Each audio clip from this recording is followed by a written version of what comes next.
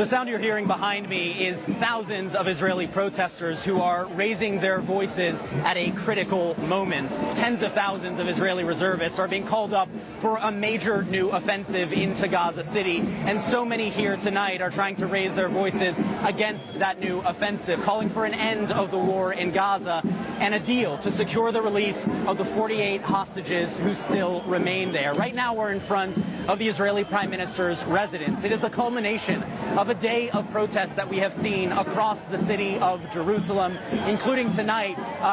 We saw thousands of people who marched in this very direction,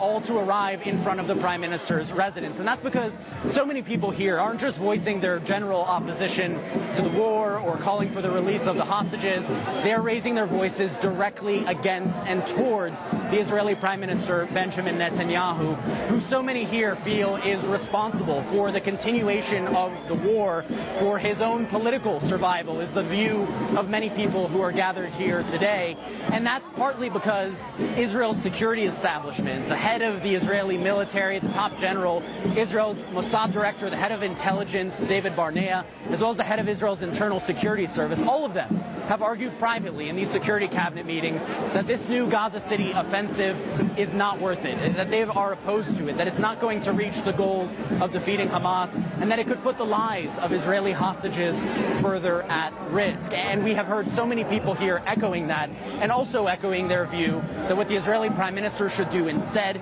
is take a hostage release deal that is on the table, that Hamas agreed to 2 weeks ago, and which the Israeli government has not responded to.